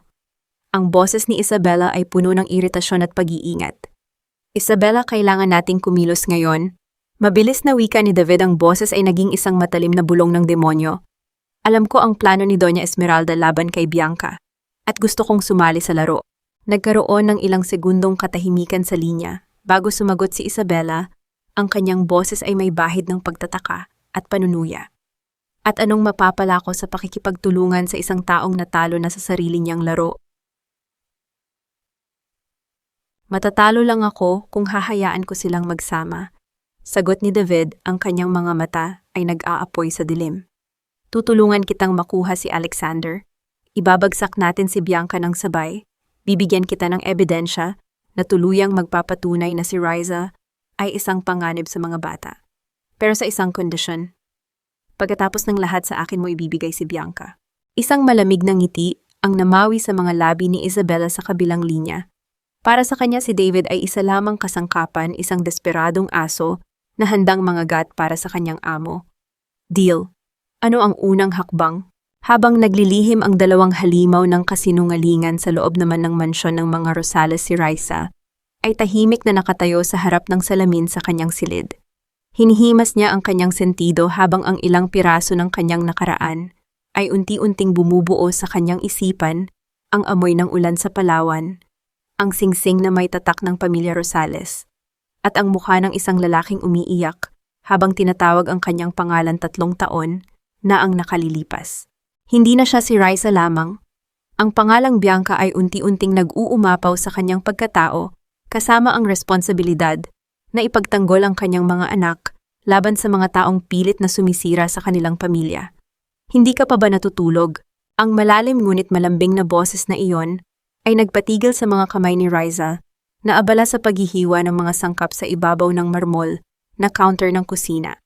Ang buong mansyon ay balot na ng katahimikan ng 10 oras ng gabi. Ang tanging nagbibigay ng liwanag sa malawak na espasyo ay ang mainit na ilaw mula sa pendant lamps. Dahan-dahan siyang lumingon at nakita si Alexander na nakatayo sa may hamba ng pinto. Nakasuot lamang ito ng simpleng puting t-shirt at pajama, ang buhok ay magulo, ngunit ang kanyang mga mata ay kakikitaan ng isang pamilyar na pananabik. Sa mga sandaling iyon, ang amoy ng nilulutong sopas na may sariwang tanglad at luya ay pumuno sa hangin. Isang paboritong pagkain na hindi alam ni Riza kung bakit bigla na lamang niyang naisipang lutuin nang hindi siya makatulog dahil sa dami ng iniisip. Naramdaman ni Riza ang panginginig ng kanyang mga daliri. Ibinaba niya ang kutsilyo at napayuko. "Pasensya na nagising ba kita, hindi lang talaga ako makatulog kaya naisipan kong magluto. Hindi ko rin alam kung bakit ito ang napili kong gawin." Isang matamis na ngiti ang sumilay sa mga labi ni Alexander. Dahan-dahan siyang humakbang palapit, ang bawat galaw niya ay tila sumasabay sa mabagal na pagtibok ng puso ni Riza. "Iyan ang laging niluluto mo para sa akin nung mga panahong nag-uuwi ako ng trabaho mula sa opisina." Amoy pa lang, Bianca, alam ko nang narito na ang asawa ko. Bago pa man makasagot si Riza, naramdaman niya ang may init na braso ni Alexander na pumulupot sa kanyang baywang mula sa likuran. Ang bango ng lalaki, amoy ng kape at mamahaling sabon, ay agad na humalik sa kanyang pang-amoy. Ipinatong ni Alexander ang kanyang baba sa balikat ni Riza, ang kanyang hininga ay mainit na dumadampi sa leeg ng babae. "Alexander!" Mahinang bulong ni Riza, ngunit wala siyang ginawang hakbang upang umiwas. Sa halip, naramdaman niya ang isang kakaibang kapayapaan na tila ba nahanap na niya ang kanyang tahanan. "Salamat at bumalik ka sa akin." Bianca, bulong ni Alexander, ang kanyang boses ay puno ng emosyong 3 taon niyang kinimkim. Kahit anong paninira ang gawin nila, kahit anong kasinungalingan ang sabihin ni David, ikaw at ikaw lang ang paniniwalaan ko. Sa yakap na iyon, tila natunaw ang lahat ng takot at pagdududa ni Riza. Ang mainit na dibdib ni Alexander na nakadikit sa kanyang likod ay tila isang matibay na pader na magpoprotekta sa kanya laban sa anumang bagyo. Ipinikit ni Riza ang kanyang mga mata, hinayaan ang sarili na lamunin ng pagmamahal na matagal nang ninakaw sa kanila, hanggang sa ang gabi ay tuluyang naging saksi sa muling pag-iisa ng 2 pusong pinaglayo ng tadhana. Kinabukasan, ang payapang umaga ay mabilis na nabalot ng tensyon nang dumating si Secretary Baltazar sa mansion. Nakaupo sina Alexander at Riza sa sala nang ilapag ng kalihim ang isang makapal na folder sa ibabaw ng glass table. Sir Alexander, nakuha na po natin ang mga totoong medical records mula sa dating klinika ni David. Sa probinsya panimula ni Baltazar, ang kanyang mukha ay seryoso at puno ng pagkabahala. Hindi po basta amnesia ang nangyari kay Ma'am Bianca. Ayon sa mga lihim na talaan na ito, regular siyang tinuturukan ni David ng mataas na dosage ng benzodiazepines at iba pang heavy sedatives. Nanlaki ang mga mata ni Riza. Ang kanyang mga kamay na nakapatong sa kanyang hita ay biglang nanlamig. Kinuha ni Alexander ang mga papeles at habang binabasa niya ang bawat pahina, ang kanyang panga ay nagtagis sa labis na galit. Nilason niya ang isip mo, Bianca, asik ni Alexander. Ang kanyang boses ay nanginginig sa puot. Sinadya niyang patulugin ang utak mo para hindi mo kami maalala. Ginamit niya ang medisina para kontrolin ka at gawing isang sunod-sunuran. Ang gamot na ibinibigay niya sa akin gabi-gabi, sabi niya, ay bitamina para lumakas ang katawan ko matapos ang aksidente. Nanginginig na bulong ni Riza. Ang luha ay nagsimulang mamuo sa kanyang mga mata. Ang lalaking pinagkatiwalaan niya ng kanyang buhay ay siya palang nagkulong sa kanya sa isang hawla ng kasinungalingan. May isa pa po, sir, patuloy ni Baltazar. May inilabas siyang isang maliit na memory card. Nakuha rin po namin ito sa personal na vault ni David bago pa man niya tuluyang maitago ang lahat ng gamit niya. Ipinasok ni Baltazar ang memory card sa isang tablet at ipinakita ang laman nito kina Alexander at Riza. Isang litrato ang lumabas sa screen. Nang makita iyon ni Riza, pakiramdam niya ay tumigil ang pag-ikot ng kanyang mundo. Litrato iyon ni Riza walang malay at nakahandusay sa kahoy na sahig ng isang yate. Ang timestamp sa gilid ng larawan ay eksaktong petsa ng gabi nang siya ay mawala sa dagat 3 taon na ang nakalilipas. Ang anggulo ng pagkakuha ng litrato ay malinaw na mula sa itaas, patunay na ang kumuha nito ay nakatayo mismo sa tabi niya bago siya mahulog sa tubig. Si David, nandoon siya sa yate, nanginginig ang buong katawan ni Riza habang nakatitig sa larawan. Ang mga alaala ng gabing iyon na pilit ibinabaon ng mga gamot ay tila isang bangungot na biglang nagising. Hindi niya ako iniligtas mula sa dalampasigan. Nandoon siya noong nangyari ang aksidente. Siya ang may kagagawa ng lahat. Ibinalibag ni Alexander ang tablet sa sofa. Ang kanyang mga mata ay nag-aapoy sa matinding galit na handang manunog ng kahit ano. Papatayin ko siya. Papatayin ko ang hayop na iyan sa ginawa niya sa pamilya ko. Agad na hinawakan ni Riza ang braso ng asawa. Alexander, kailangan ko siyang harapin. Kailangan kong malaman kung bakit niya ginawa ito. Hindi lang ako ang biktima rito, kundi pati ang mga anak natin na pilit niyang inangkin. Hindi ka aalis sa bahay na ito ng mag-isa, Bianca. Hindi ko hahayaang makalapit pa siya sa iyo, matigas na utos ni Alexander. Ngunit bago pa man makasagot si Riza, mabilis na pumasok sa sala ang isang nanginginig na yaya ng mga bata. Ang kanyang mukha ay kasing puti ng papel at halos hindi makahinga sa pag-iyak. Sir Alexander, Ma'am Bianca, ang school bus po ni Lino at Nathan. Na aksidente raw po sa highway. Isang nakakabinging katahimikan ang bumalot sa sala. Ang puso ni Riza ay tila ba binasag ng 1,000,000 piraso.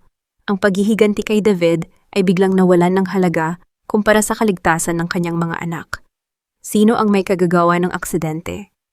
Isa ba itong malagim na trahedya o ang simula ng pinakamadilim na ganti ni David? Ang malamig na hangin ng ospital ay tila yelo na bumabaon sa bawat hibla ng kalamnan ni Riza habang patakbo silang pumapasok sa emergency room. Ang bawat hakbang niya ay mabigat, tila ba may mga kadenang humihila sa kanyang mga paa pababa sa lupa. Sa kanyang tabi, ang mukha ni Alexander ay kasing puti ng papel, ngunit ang mga mata nito ay nagliliyab sa isang desperadong takot na mawalan muli ng pamilya. Walang bakas ng bilyonaryong CEO sa kanyang anyo. Siya ay isang amang handang ibigay ang sariling buhay, mahanap lang ang kanyang mga anak. Nasaan ang mga anak ko, Lino, Nathan? Ang sigaw ni Alexander ay umalingaw-ngaw sa buong pasilyo, isang tinig na nagdadala ng labis na pait at pangungulila na nagpatigil sa ilang mga nurse at doktor. Mabilis na lumapit ang isang head nurse at itinuro ang isang kortinang nakasara sa dulo ng silid. Bago pa man makapagsalita ang nurse, hinawi na ni Alexander ang kortina. Doon nakaupo sa ibabaw ng hospital bed ang 2 maliliit na anghel. Duguan ang noo ni Lino habang mahigpit namang nakayakap si Nathan sa kanyang kuya, nanginginig sa labis na takot. Sa tabi nila ay ang 2 tauhan ni Alexander na lihim na nakabuntot sa school bus at siyang nagligtas sa mga bata bago pa man tuluyang sumabog ang sasakyan. Papa Mommy, umiiyak na tawag ni Nathan nang makita ang kanyang mga magulang. Hindi na napigilan ni Alexander ang sarili. Tumakbo siya at mabilis na niyakap ng napakahigpit ang 2 bata. Ibinabaon ang kanyang mukha sa kanilang mga balikat, habang walang hiyang tumutulo ang kanyang mga luha. Agad na sumunod si Riza. Ibinabalot ang kanyang nanginginig na mga braso sa kanyang mag-aama. Sa mga sandaling iyon, ang mundo sa labas ng kurtinang iyon ay tumigil sa pag-ikot. Walang ibang mahalaga kundi ang init ng kanilang mga katawan na nagpapatunay na sila ay buhay at ligtas. I'm so sorry. Hindi na kayo aalis sa paningin ko. Hindi na hahayaan ni Papa na may manakit sa inyo. Nanginginig na bulong ni Alexander, hinahalikan ang bawat sugat at dumi sa mukha ng kanyang mga anak. Habang ginagamot ng doktor ang mga galos ni Lino at Nathan, umatras ng kaunti si Riza upang bigyan ng espasyo ang mga medical staff. Napasandal siya sa malamig na pader ng ospital. Ang matapang na amoy ng alkohol at gamot ay mabilis na pumasok sa kanyang ilong. Nakatingin siya sa maliwanag na ilaw sa kisame na direktang tumatama sa mukha ng kanyang mga anak. Ang liwanag na iyon ay unti-unting lumabo at ang paligid niya ay tila nagsimulang umikot. Sa isang iglap, ang puting kisame ng ospital ay napalitan ng isang madilim at mabagyong kalangitan. Ang malamig na amoy ng alkohol ay naging amoy ng maalat na dagat at kalawang. Ang patag na sahig ay biglang umuga, tila ba nakatayo siya sa ibabaw ng isang yate na pilit nilalamon ng mga nagngangalit na alon. Napasapo si Riza sa kanyang ulo. Ang kirot ay tila isang balaraw na paulit-ulit na itinusok sa kanyang sentido. Binaha siya ng mga alaalang matagal nang ibinaon ng mga gamot na ibinigay ni David. Nakita niya ang kanyang sarili, 3 taon na ang nakalilipas. Nakasuot siya ng puting bestida, umiiyak at nakikiusap sa isang lalaking nakatayo sa harap niya. Ang lalaking iyon ay hindi isang estrangherong tagapagligtas mula sa dalampasigan. Ang lalaking iyon ay isang taong binayaran upang tapusin ang kanyang buhay. Huwag mong gawin ito, maawa ka, nagdadalang tao ako. Ang kanyang sariling boses na puno ng desperasyon ay malinaw na umalingaw-ngaw sa kanyang isipan. Ngunit ang lalaki ay walang awa. Sa ilalim ng pagkislap ng kidlat sa kalangitan, malinaw niyang nakita ang mukha nito. Ang mga matang puno ng obsesyon, ang ngiting tila sa demonyo, at ang mga kamay nitong marahas na tumulak sa kanya patungo sa nagyayelong tubig ng karagatan. Ang pagbagsak niya sa tubig, ang pag-ubos ng kanyang hininga, at ang panonood niya sa lalaking nakangiti, habang iniiwan siyang malunod sa dilim. Ang mukhang iyon ay walang iba kundi si David. Nabalik lamang ang diwa ni Riza nang maramdaman niya ang mainit na kamay ni Alexander na humawak sa kanyang balikat. Bianca, ayos ka lang ba? Namumutla ka? Ligtas na ang mga bata, Bianca.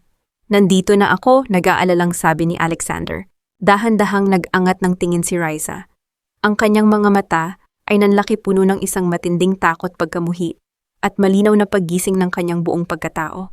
Ang mga luha ay nag-uunahang pumatak mula sa kanyang mga mata, hindi dahil sa lungkot kundi dahil sa matinding puot na sumabog sa kanyang dibdib. Mahigpit niyang hinawakan ang braso ni Alexander, ang kanyang mga kuko ay halos bumaon sa balat nito. Ang babaeng walang alaala na si Riza ay tuluyan nang namatay sa mga sandaling iyon at ang reyna ng mga Rosales ay muling nagbalik. Alexander, nanginginig ngunit puno ng galit ang kanyang tinig habang nakatingin sa mata ng kanyang asawa. Naalala ko na ang lahat, ang yate, ang gabi ng bagyo. Hindi siya nagligtas sa akin, Alexander. Siya ang tumulak sa akin, siya ang pumatay sa akin. Hindi na ang marupok at takot na si Riza ang nakatayo sa gitna ng malawak na study room ng mansyon. Sa bawat paghinga ni Bianca, ang kanyang aura ay nagbago mula sa isang babaeng nakiusap para sa kalinga patungo sa isang reyna na handang bawiin ang kanyang kaharian. Ang kanyang mga mata na dating puno ng kalituhan ay nakatitig ngayon ng may lamig at awtoridad na kasing sikat ng diamante. Nakatayo sa kanyang harap si Doña Esmeralda, hawak-hawak ang mga papeles ng kustodya, kasama si Isabela na may nakalolokong ngiti sa mga labi. Huwag mong isipin na dahil nagising ang alaala mo, ay nagbago na ang tingin ko sa iyo, Bianca. Malamig at may panghahamak na sabi ng matanda. You brought scandal to this family. Pirmahan mo ang mga papeles na ito at ibigay ang buong kustodya ng mga bata sa akin bago ko pagamitin ang mga litrato mo kasama ang kidnapper mo para ipahiya ka sa buong lipunan. Isang tahimik ngunit matalim na ngiti ang sumilay sa mga labi ni Bianca. Dahan-dahan siyang humakbang palapit sa matanda, ang kanyang bawat yapak ay may kasamang bigat na nagpatahimik sa buong silid. Ni hindi man lang kumurap ang kanyang mga mata. Pirmahan. Ang boses ni Bianca ay mahinahon ngunit ang bawat salita ay tila bagawa sa bakal. Doña Esmeralda, 3 taon akong nawala. Pero hindi ibig sabihin ay nawala rin ang dignidad at katalinuhan ko bilang tunay na Mrs. Rosales. Nakalimutan niyo na po ba kung sino ang humahawak ng kalahati ng mga shares ng pamilya sa ilalim ng ating prenuptial agreement? Nakalimutan niyo na rin ba na ang foundation na ipinagmamalaki ninyo sa lipunan ay ako ang nagpatayo? Namutla si Doña Esmeralda habang si Isabela naman ay napaatras ng kaunti, hindi makapaniwala sa tapang na ipinapakita ng babaeng dating inaapi-api lamang nila. At ikaw, Isabela? Ibinaling ni Bianca ang kanyang malamig na paningin sa dalaga. Huwag mong isipin na hindi ko alam ang ginawa mo sa kwintas ng pamilya. Alam ko rin ang bawat tawag mo kay David sa telepono habang pilit ninyong ginagawa ng kwento ang buhay ko. May resibo ang lahat ng ginawa nyo at sisiguraduhin kong sa kulungan ang bagsak mo bago matapos ang linggong ito. Babastos ka kung, sigaw ni Isabela, ngunit ang nanginginig nitong boses ay nagpapakita ng matinding takot. Ilabas mo ang mga papeles na yan sa harap ko, Doña Esmeralda, at sisiguraduhin kong bukas na bukas din ay mawawalan kayo ng access sa lahat ng kaba ng pamilya Rosales. Huling banta ni Bianca bago kinuha ang mga papeles sa mesa at marahas na pinunit iyon sa dalawa sa harap ng matanda. Naiwang nakatutulala at walang maipakita na laban sina Doña Esmeralda at Isabela. Sa pintuan nakatayo si Alexander, pinagmamasdan ng kanyang asawa. Ang mga luha ng kagalakan ay dahan-dahang pumatak sa mga pisngi ng bilyonaryo. Ito ang Bianca na kanyang minahal, isang babaeng matalino, matapang, at may pusong hindi kayang lupigin ng kahit anong bagyo. Nang makaalis ang dalawa, isinara ni Alexander ang pinto at mabilis na lumapit kay Bianca. Niyakap niya ito nang napakahigpit, ibinabaon ang kanyang mukha sa leeg ng asawa habang ang kanyang buong katawan ay nanginginig sa matinding emosyon. Alex! Mahinang bulong ni Bianca gamit ang natatanging tawag na tanging siya lamang ang nakakagaling magsabi. Bianca, my love, bumalik ka na talaga sa akin. Nanginginig na sabi ni Alexander. Akala ko tuluyan ka nang nawala. Akala ko hindi ko na maririnig ang boses mo na tinatawag ako sa pangalang iyan. Humarap si Bianca sa kanya at hinawakan ang magkabilang pisngi ng asawa. Naalala ko na ang gabi sa Palawan, Alex. Ang sinabi mo sa akin habang umuulan, na kahit maging dalawa ang mundo natin, hahanapin mo pa rin ako. At nahanap mo ako. Hindi na ako muling mawawala sa iyo. Sa gitna ng katahimikan ng silid, naglapat ang kanilang mga labi sa isang halik na puno ng pangungulila, pag-ibig, at ang pangako ng isang bagong simula. Ang malamig na nakaraan ay tuluyan ng natunaw sa init ng kanilang muling pagtatagpo. Pagkalipas ng ilang oras kasama si Secretary Baltazar at si Rafi, mabilis na nagplano ang mag-asawa sa loob ng opisina ni Alexander. May warrant of arrest na para kay David sa kasong attempted murder at kidnapping, ulat ni Baltazar. Nakakordon na rin ang pamilya ni Isabela sa negosyo. Sa oras na lumabas ang mga ebidensya ng pakikipagsabwatan niya kay David, babagsak ang buong kumpanya nila. Mabuti, matigas na sabi ni Alexander. Gusto kong siguraduhing wala nang makakagalaw pa sa pamilya ko. Ngunit sa kabilang dako ng lungsod, sa loob ng isang madilim at abandoning apartment, nanginginig sa galit at takot si Isabela habang kausap si David sa telepono. Nalaman na nila ang lahat, David, kasabwat ka sa kaso at idadamay mo ako, hahabulin na tayo ng mga pulis. Hysteric na sigaw ni Isabela.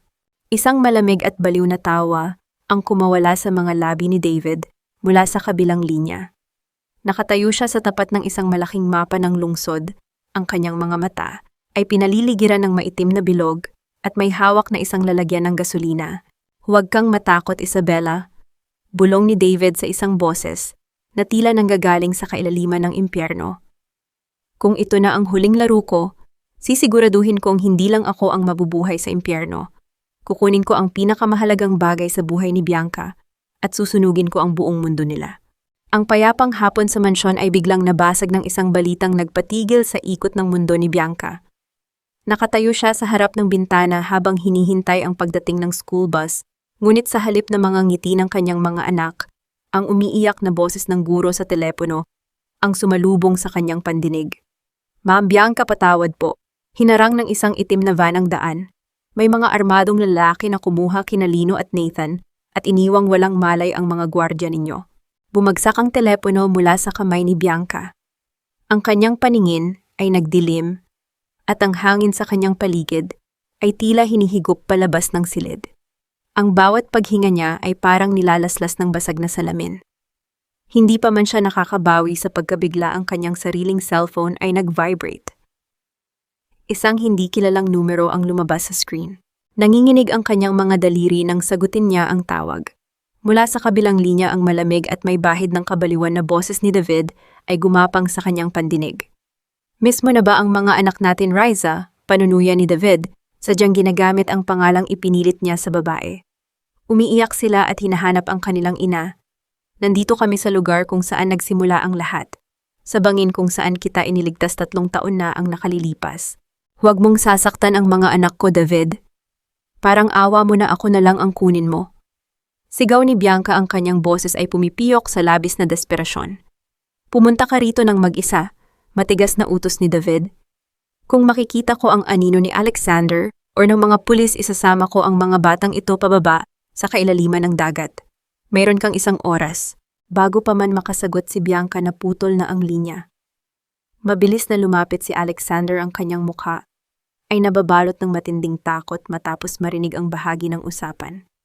"Hindi ka aalis ng mag-isa, Bianca. Baliw na ang lalaking iyon. Hindi natin alam kung ano ang kaya niyang gawin." Pakiusap ni Alexander, pilit na hinahawakan ng mga kamay ng asawa upang pakalmahin ito. Tinitigan siya ni Bianca nang diretso ang kanyang mga mata ay nag-aapoy sa katapangan ng isang inang handang ibigay ang sariling buhay. Hinawakan niya ang magkabilang pisngi ng kanyang asawa. "Alex, kailangan kong pumunta upang panatilihin siyang kalmado. Buhay ko para sa kanila. Alam kong hindi mo ako hahayaang mamatay, kaya susunod ka kasama ang mga pulis nang hindi niya napapansin. Pero ngayon kailangan kong maging pain upang mailigtas ang mga anak natin." Kahit labag sa kalooban, walang nagawa si Alexander kundi ang tumango. Ang bawat segundo ay mahalaga at wala silang oras para magtalo. Ang malamig na hangin ng karagatan ay marahas na humahampas sa mukha ni Bianca nang makarating siya sa ituktok ng abandonadong bangin sa probinsya. Ang maitim na ulap sa kalangitan ay tila nakikisimpatya sa naghihingalong pag-asa sa kanyang dibdib. Pilit niyang ibinabalanse ang kanyang katawan sa mga mabatong daan hanggang sa matanaw niya ang isang eksenang halos magpatigil sa pagtibok ng kanyang puso. Nakatayo si David sa pinakagilid ng matarik na bangin. Sa ibaba nito ay ang mga nagngangalit na alon na humahampas sa matatalim na bato. Mahigpit niyang hawak sa magkabilang braso sina Lino at Nathan, na kapwa walang tigil sa pag-iyak habang isinisigaw ang pangalan ng kanilang ina. "Mommy, tulungan mo kami," umiiyak na tawag ni Lino. "Nandito na ako, David, pakawalan mo na sila, pa." Pagsamo ni Bianca habang dahan-dahang humahakbang palapit, itinaas ang kanyang 2 kamay upang ipakita na wala siyang armas. "Ako ang gusto mo, hindi ba nandito na ako? Mag-uusap tayo pero ibigay mo muna sa akin ang mga bata." Isang malademonyong ngiti ang gumuhit sa mukha ni David. Ang kanyang mga mata ay nanlilisik sa isang obsession na tuluyan nang lumamon sa kanyang katinuan. "Lumapit ka pa, Riza, patunayan mo sa akin na kaya mong talikuran ang yaman at kapangyarihan ni Alexander para lang makasama ako." Sa hindi kalayuan sa likod ng malalaking puno lihim, na gumagapang papalapit si Alexander kasama ang mga elite sniper ng pulisya. Ang pawis ay walang tigil sa pagtulo sa kanyang noo habang hinihintay ang tamang pagkakataon. Ang kanyang paningin ay nakatutok lamang sa kanyang asawa at mga anak. Ang kanyang puso ay nagdarasal ng isang himala. Nang makalapit ng sapat si Bianca, pilit niyang inabot ang kamay ni Nathan, ngunit marahas na inatras ni David ang mga bata palapit pa sa mismong dulo ng bangin. Gumuho ang ilang bato at nahulog sa kailaliman ng dagat, isang senyales na anumang maling galaw ay magre-resulta sa trahedya. "Huwag, David, parang awa mo na." Lumuhod si Bianca sa batuhan, ang kanyang mga tuhod ay nasugatan ngunit wala siyang pakialam sa sakit. "Mamahalin kita," Gagawin ko ang lahat ng gusto mo. Pakawalan mo lang sila. Ngunit umiling si David, isang pait ng katotohanan ang dumaan sa kanyang mga mata. Alam niyang hindi na kailanman magiging kanya ang puso ng babaeng nasa harap niya. Alam niyang ang pangakong iyon ay isa lamang kasinungalingan upang iligtas ang mga bata. Hinawakan ng mas mahigpit ni David ang mga nanginginig na bata. Inilapit palalo ang kanyang mga paa sa hangganan ng lupa. Tinitigan niya si Bianca, ang kanyang boses ay tila isang sumpa na tinatangay ng malakas na hangin. Hindi mo na ako mapapaikot, Bianca, kung hindi ka mapapasa akin. Walang magkakaroon sa iyo. Sa gitna ng malakas at malamig na hanging patuloy na humahampas sa matatarik na bato, napagtanto ni Bianca na ang pagmamakaawa ay hindi tatalab sa isang lalaking tuluyan nang nilamon ng sariling kabaliwan. Nakita niya sa mga mata ni David na handa na itong tapusin ang lahat, dalhin ang mga inosenteng bata sa kailaliman ng dagat upang tuluyang durugin ang pamilya Rosales. Kailangan niyang maging matalino. Kailangan niyang labanan ang halimaw gamit ang sariling ilusyon nito. Pinunasan ni Bianca ang kanyang mga luha. Dahan-dahan siyang tumayo mula sa pagkaluhod, pilit na itinatago ang panginginig ng kanyang mga tuhod. Isang malambot at mapanlinlang na ngiti ang kanyang ipinilit sa kanyang mga labi, ang uri ng ngiti na ginamit niya noong siya ay walang-wala pang alaala at umaasa lamang sa lalaking nasa harap niya. David, naalala mo ba ang ipinangako mo sa akin noon? Ang boses ni Bianca ay mahinahon at kasing lamig ng simoy ng dagat umaabot sa pandinig ng lalaki sa kabila ng ingay ng mga alon. Sabi mo ipapatayo mo tayo ng isang maliit na bahay sa probinsya. May asul na bubong, malawak na hardin. Gusto ko iyon, David. Gusto kong sumama sa iyo. Pero paano natin gagawin iyon kung papatayin mo ang mga batang itinuring mo ring sariling dugo? Natigilan si David. Ang matinding puot sa kanyang mga mata ay panandaliang napalitan ng kalituhan. Ang pangarap na iyon ay ang eksaktong kasinungalingan na palagi niyang ibinubulong kay Riza gabi-gabi. Unti-unting lumuwag ang kanyang mahigpit na pagkakahawak sa mga braso ni Lino at Nathan habang pinipilit niyang basahin ang mukha ng babaeng pinakamamahal niya. Totoo ba iyan? Sasama ka sa akin, iiwan mo ang lahat ng yaman ni Alexander? Nanginginig ang boses ni David, ang kanyang katinuan ay tila nabubulag ng pansamantalang pag-asa. Oo, sasama ako sa iyo. Lumapit ka sa akin, David. Ibigay mo sa akin ang mga bata. Pagpapatuloy ni Bianca, dahan-dahang inilahad ang kanyang mga kamay, tila ba sasalubungin ang lalaki sa isang mainit na yakap. Ang maliit na espasyo ng pag-aalinlangan na iyon ang naging hudyat na hinihintay ng kabilang panig. Mula sa likuran ng malalaking bato at makakapal na halaman, isang anino ang mabilis na sumugod. Ang mga yapak ni Alexander ay puno ng determinasyon ng isang amang hindi papayag na mawalan ng mga anak. Bago pa man makapag-isip muli si David, marahas na hinablot ni Alexander sina Lino at Nathan, pilit na inilalayo ang dalawang bata mula sa mismong dulo ng bangin. Ang biglaang pagkawala ng timbang ng mga bata mula sa kanyang hawak ay nagpagising kay David mula sa kanyang ilusyon. Nagpupumiglas siya, pilit na inaabot si Bianca, ngunit mabilis na dumamba ang mga armadong pulis na kanina pa nakaposisyon sa paligid. Ibinagsak nila si David sa matitigas na bato, idinidiin ang kanyang mukha sa magaspang na lupa, habang mabilis na iginagapos ang kanyang mga kamay ng malamig na posas. Sa kabilang dako ng bangin, napahagulgol si Bianca, habang mahigpit na nakayakap sa kanyang mga anak. Niyakap din sila ni Alexander, ibinabaon ang kanyang mukha sa buhok ni Bianca, at ng mga bata ang kanyang malapad na balikat, ay nanginginig sa halo-halong takot at matinding kagalakan. Ligtas na sila. Tapos na ang bangungot. Habang iginagapos si David sa parehong oras sa loob ng lungsod, isang magkaibang uri ng paghuhukom ang nagaganap. Sa loob ng nagtataasang pader ng mansyon ng mga Rosales, pumasok si Secretary Baltazar kasama ang ilang mga pulis.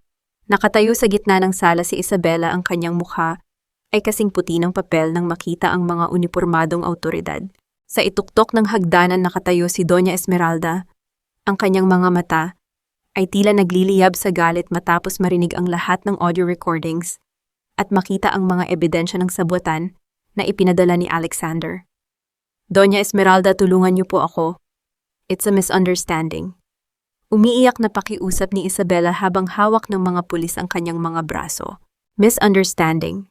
Ang boses ng matanda ay puno ng lason at puot. Isang tinig ng reyna na napagtantong. Siya ay pinaglaruan. Binalak mong ipapatay ang mga apo ko. Para lang makuha ang anak ko. Binalak mong sirain ang pamilyang ito. You are dead to the society, Isabela.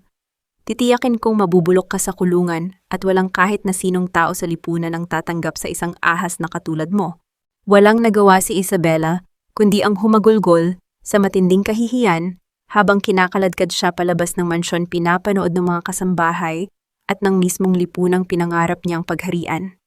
Ang kayabangan niya ay napalitan ng isang mapait na karma.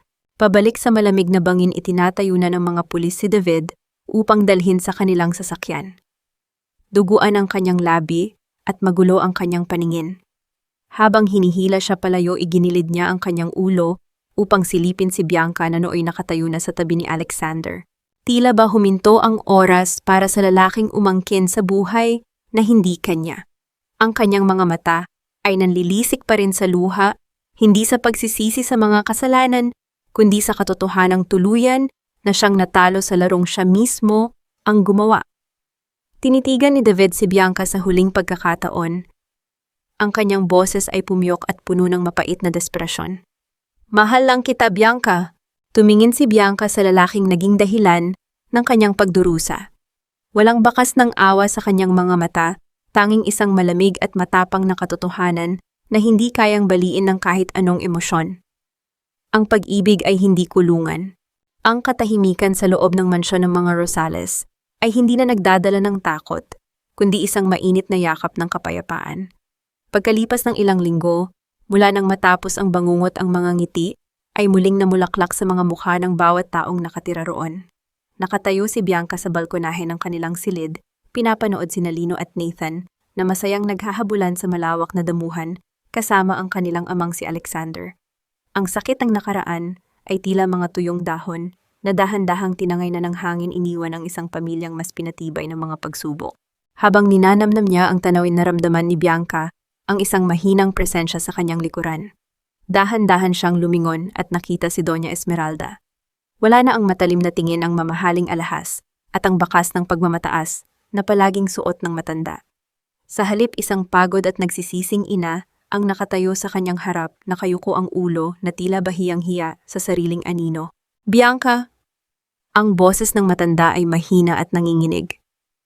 Alam kong wala akong karapatang humingi ng kapatawaran pagkatapos ng lahat ng ipinaranas ko sa iyo. Nang muntik nang mawala ang mga apo ko, doon ko lang nakita ang sarili kong kamalian. Lumapit si Doña Esmeralda at dahan-dahang hinawakan ang kamay ni Bianca. Ang mga mata ng matanda ay napuno ng luha na matagal nitong pinigilan. Nabulag ako ng aking kayabangan ng pangangalaga ko sa reputasyon ng ating pamilya hanggang sa hindi ko na nakita ang tunay na kahulugan ng pag-ibig. I am so sorry. Pinatunayan mong ikaw ang lakas ni Alexander at ang pinakamabuting ina para sa mga apo ko. Sana ay mapatawad mo ako. Tinitigan ni Bianca ang matanda, ang kanyang puso ay lumambot. Sa kabila ng lahat ng sakit, alam niyang ang tunay na paghilom ay nagsisimula sa pagpapatawad. Hinigpitan niya ang hawak sa kamay ng biyenan at binigyan ito ng isang tapat at mainit na ngiti. Nakalimutan ko na po ang nakaraan, Mama.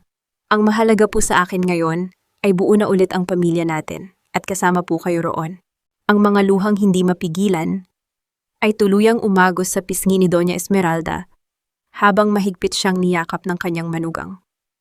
Sa sandaling iyon, ang pader na naghihiwalay sa kanila ay tuluyang gumuho upang tuluyang burahin ang anino ng trahedya na nag-uugnay sa kanila sa islang muntik ng sumira sa kanilang buhay. Nagpasya si Alexander na dalhin ang buong pamilya pabalik sa Palawan. Gusto niyang palitan ng magagandang alaala ang lugar kung saan nagsimula ang kanilang 3 taong kalbaryo. Habang dahan-dahang lumulubog ang araw, nag-iiwan ng kulay kahel at ginto sa kalangitan, iniwan muna ni Lino at Nathan ang kanilang mga magulang upang maglaro sa malambot na buhanginan kasama si Manang Fe. Naglalakad sina Alexander at Bianca sa dalampasigan, mahigpit na magkahawak kamay at pinakikinggan ang banayad na paggalaw ng tubig na ngayon ay nag-aalok na ng kapayapaan at pag-asa. Biglang huminto si Alexander. Humarap siya kay Bianca, ang kanyang mga mata ay nagniningning sa labis na pagmamahal at debosyon bago siya dahan-dahang lumuhod sa buhanginan. Napasinghap si Bianca ang kanyang mga kamay, ay automatikong tumakip sa kanyang bibig, nang ilabas ni Alexander ang isang pamilyar na maliit na kahon ng pelos. Sa loob nito ay ang singsing na naging saksi sa una nilang panata, na ngayon ay kumikinang sa ilalim ng papalubog na araw. Bianca, minahal kita nung una tayong magkita. Minahal kita kahit nung ikaw ay naging si Raisa, at pilit itinutulak palayo ang puso ko. At lalo kitang minahal nang bumalik ka sa akin ng buong buo. Madamdaming panimula ni Alexander ang kanyang boses, ay tila musika sa pandinig ng babae. Binigyan tayo ng Diyos ng pangalawang pagkakataon, at hindi ko sasayangin ng kahit isang segundo nito. Will you marry me again? Hayaan mong patunayan ko sa iyo, sa bawat araw ng ating buhay, na ikaw ang tanging reyna ko. Tumutulo ang mga luha ng matinding kagalakan, mabilis na tumango si Bianca. Yes, Alex, pakakasalan kita kahit ilang beses pa nating ulitin ang buhay na ito.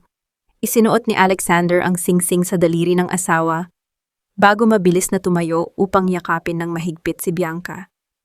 Iniikot niya ito sa hangin habang pinapaulanan ng maiinit at matatamis na halik. Naramdaman ng mga bata ang matinding kasiyahan, kaya't patakbo silang lumapit sa kanilang mga magulang. Magpapakasal na ulit si Papa at Mommy. Masayang hiyaw ni Lino habang nagtatalon naman si Nathan sa tuwa, tila ba naghahanda na para sa isang malaking selebrasyon. Ibinaba ni Alexander si Bianca at sama-sama nilang niyakap ang dalawang bata sa isang buong larawan ng pag-ibig.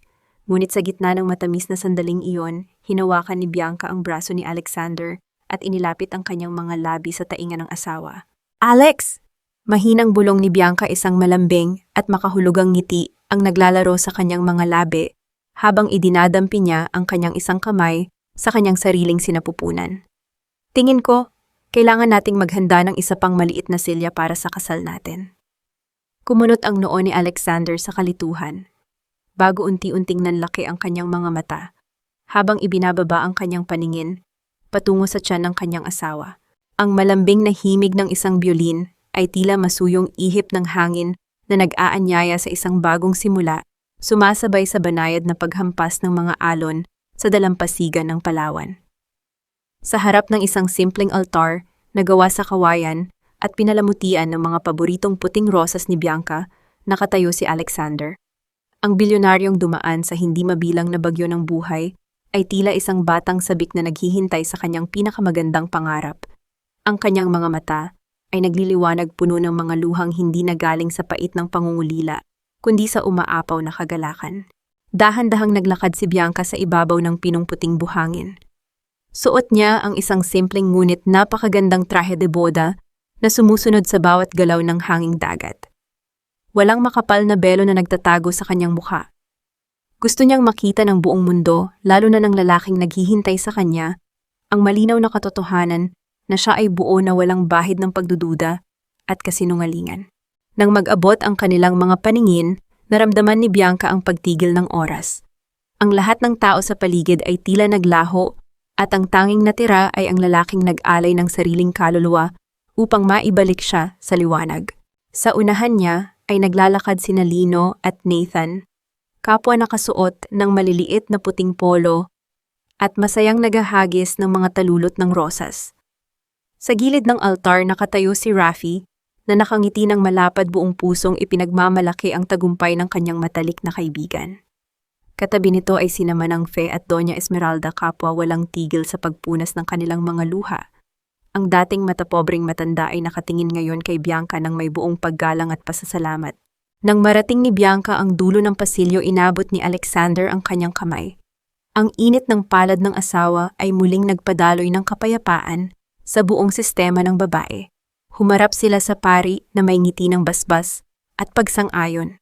Nang dumating ang oras ng pagpapalitan ng mga panata, humarap si Alexander kay Bianca at hinawakan ang magkabilang kamay nito. Ang kanyang boses ay nanginginig, ngunit ang bawat salita ay galing sa kailaliman ng kanyang pagkatao. Bianca, 3 taon akong namuhay sa isang mundong walang araw. Nang mawala ka, pakiramdam ko ay dinala ng dagat ang buong buhay ko. Pero pinatunayan ng Diyos na mas matibay ang tadhana kaysa sa anumang trahedya. Noong nakita kita bilang si Raisa, hindi ang isip ko ang unang nakakilala sa iyo, kundi ang puso ko. Puso ko na tumitibok lang para sa iyo. Huminto si Alexander upang punasan ang luhang pumatak sa kanyang pisngi bago ipinagpatuloy ang kanyang sumpa. Nangangako ako sa harap ng Diyos at ng ating pamilya na hindi ko nahahayaang may magnakaw pa ng mga ngiti mo. I will protect you, our sons, and the new life growing inside you until my last breath. Mahal na mahal kita. Hindi na napigilan ni Bianca ang pag-iyak. Ang kanyang mga luha ay matamis na katas ng isang pag-ibig na nagtagumpay. Tinitigan niya ang mga mata ng asawa, binabasa ang lalim ng pangako nito bago siya sumagot. Alexander, iniligtas mo ako, hindi lang mula sa panganib, kundi mula sa isang buhay na walang nakaraan. Nang wala akong maalala ang pagmamahal mo, ang naging alaala ko. Itinuro mo sa akin na kahit burahin ng isip ang kaluluwa, ay laging makakahanap ng daan pabalik sa taong nagmamay-ari nito. Hinaplos ni Bianca ang pisngi ng kanyang asawa. Tinanggap mo ako kahit noong akala ko ay wala akong halaga. Pangako ko sa iyo, Alex, ibibigay ko ang buong buhay ko para mahalin ka at ang mga bata. Ikaw ang aking simula at ang aking walang hanggan. Ang mga matatamis na linyang iyon ay tila naging isang sagradong awit na nagpuno sa katahimikan ng dalampasigan. I now pronounce you once again husband and wife. You may kiss your bride. Dahan-dahang inilapit ni Alexander ang kanyang mukha. Ipinikit ni Bianca ang kanyang mga mata, hinahayaan ang sarili na lamunin ng pamilyar na init. Ang paglapat ng kanilang mga labi ay hindi lamang isang simpleng halik. Isa itong selyo ng pag-ibig na bumura sa lahat ng sugat, isang tahimik na pangako na kailanman ay hindi na sila magkakahiwalay. Ang mundo sa paligid nila ay nagdiwang, ang mga ngiti at yakap ng kanilang pamilya ay naging patunay ng isang ganap na kaligayahan. Mabilis na tumakbo sina Lino at Nathan patungo sa kanila, mahigpit na yumakap sa mga binti ng kanilang mga magulang. Lumuhod sina Alexander at Bianca upang salubungin ang dalawang anghel na ngayon ay sabik na sabik ng hinihimas ang tiyan ng kanilang ina dahil sa inaasahang bagong kapatid. Lumapit sina Rafi at Manang Fe upang magbigay ng mahigpit na yakap habang si Doña Esmeralda ay humalik sa pisngi ng kanyang manugang at tahimik na bumulong ng pasasalamat. Nang magsimulang maglakad pabalik ang mga bisita, patungo sa lugar ng salo-salo, naiwan sina Alexander at Bianca sa dalampasigan na katayo sa harap ng malawak na karagatan. Ang dagat na dati ay naging simbolo ng kamatayan at paghihiwalay ngayon ay kalmado at nagbibigay ng gintong refleksyon mula sa papalubog na araw. Tila ba sumusuko na rin ang kalikasan sa tibay ng kanilang pagmamahalan. Niyakap ni Alexander si Bianca, mula sa likuran ipinatong ang baba sa balikat ng babae, habang kapwa nila pinagmamasdan ang walang hanggang abot tanaw. Dahan-dahang ipinatong ni Bianca ang kanyang mga kamay sa ibabaw ng mga bisig ni Alexander na nakapulupot sa kanyang baywang.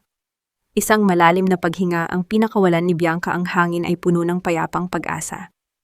Lumingon siya ng bahagya upang salubungin ang paningin ni Alexander. Kahit anong bagyo ang dumating, ikaw ang aking daungan. Nakatayo si Bianca sa harap ng malaking salamin sa loob ng kanilang marangyang silid. Dahan-dahan niyang isinuot ang pares ng perlas na hikaw. Pinagmasdan niya ang sariling refleksyon. 5 taon na ang lumipas mula nang matapos ang pinakamadilim na kabanata ng kanyang buhay. Wala na ang takot at kalituhan na dating nagtatago sa kanyang mga mata. Ang babaeng nakatingin sa kanya ngayon ay isang reyna na muling nabuo mula sa mga guho ng nakaraan, buo, matapang, at higit sa lahat walang pag-aalinlangan sa pagmamahal na nakapaligid sa kanya. Dahan-dahan siyang lumabas patungo sa balkonahe, sinalubong ng mainit at payapang sikat ng araw. Sa ibaba, ang malawak na damuhan ng Mansyong Rosales ay napapalamutian ng mga makukulay na banderitas para sa ika-8 kaarawan ni Lino at Nathan. Ang dalawang bata ay masayang nagtatakbuhan sa paligid. Sa isang gilid ng hardin, nakaupo sa ilalim ng malaking payong si Doña Esmeralda. Ang matanda ay nakangiti habang pinapalakpakan ng mga apo. Isang buhay na patunay na ang kapatawaran ay may kakayahang magbigay ng panibagong buhay at liwanag sa isang pamilyang muntik ng mawasak ng kayabangan. Napangiti si Bianca nang makita si Alexander na papalapit mula sa kabilang panig ng hardin, karga-karga sa kanyang matipunong braso ang kanilang bunsong anak na si Reyna. Ang maliit na batang babae ay humahalakhak habang pinapaulanan ng halik ng kanyang ama. Nang mag-angat ng tingin si Alexander at makita ang asawa sa balkonahe, agad niyang ibinaba si Reyna sa mga bisig ni Manang Fe upang mabilis na umakyat at puntahan ang kanyang reyna. Naramdaman ni Bianca ang pamilyar at maiinit na braso ni Alexander na pumulupot sa kanyang baywang mula sa likuran. Ipinatong ng bilyonaryo ang kanyang baba, sa balikat ng asawa ang kanyang hininga ay nagdadala ng labis na kapayapaan. Ano ang iniisip ng pinakamagandang babae sa buong mundo? Malambing na tanong ni Alexander habang dahan-dahang hinahalikan ang gilid ng leeg ni Bianca. Isinandal ni Bianca ang kanyang ulo sa matibay na dibdib ng asawa. Iniisip ko lang kung gaano tayo pinagpala, Alex. Sa kabila ng lahat ng sakit at kasinungalingan noon, nakahanap tayo ng kapayapaan. Pinatawad ko na ang nakaraan. Pinatawad ko na ang mga taong nanakit sa atin maging si David na ngayon ay pinagdurusahan ang sarili niyang kabaliwan sa loob ng kulungan. Pinatawad ko sila hindi dahil karapat-dapat sila, kundi dahil hindi ko hahayaang may puwang ang galit sa pusong puno ng pagmamahal mo. Hinigpitan ni Alexander ang kanyang yakap, tila ba pinangangako sa hangin na walang anumang puwersa sa mundo ang makakapaghiwalay muli sa kanila. Ang kapayapaan natin ay ang pamilyang ito, Bianca, at hinding-hindi ko na kailanman hahayaang may sumira pa rito. Ang kwento ni na Alexander at Bianca ay isang matibay na patunay na ang tunay na pag-ibig ay hindi lamang nakatira sa mga alaala ng isipan. Kahit na nakalimot ang utak at mabalot ng kasinungalingan ang paligid ang kaluluwa, at ang puso ay laging makakahanap ng daan pabalik sa taong nakatakda para rito. Ipinakita sa atin ng kanilang paglalakbay na ang isang pamilyang itinayo sa matibay na pundasyon ng katotohanan ay hinding-hindi magigiba ng anumang trahedya. Naiwan sa atin ang aral na ang utang na loob ay hindi kailanman dapat maging kadena upang maging bilanggo ng maling tao. Ang pag-ibig ay hindi nananakot, hindi nagkukulong, at hindi nagmamanipula. Sa huli, ang pagpapatawad, ang pagbitaw sa bigat ng nakaraan, ang siyang pinakamataas na uri ng paglaya na maibibigay natin sa ating sarili. Sa mga mahal kong tagapakinig na sinamahan ako sa madamdaming kwentong ito, naway mag-iwan ng init at inspirasyon sa inyong mga puso ang naging laban ng pamilya Rosales. Sa bawat pagsubok sa loob ng ating sariling pamilya, lagi nating piliin ang pag-unawa at ang pag-ibig na walang hinihintay na kapalit. Hanggang sa muli nating paglalakbay sa mga kwento ng buhay, laging tandaan na ang pinakamasarap na pakiramdam sa mundo ay ang pag-uwi sa mga bisig ng taong nagmamahal sa iyo ng buo at totoo.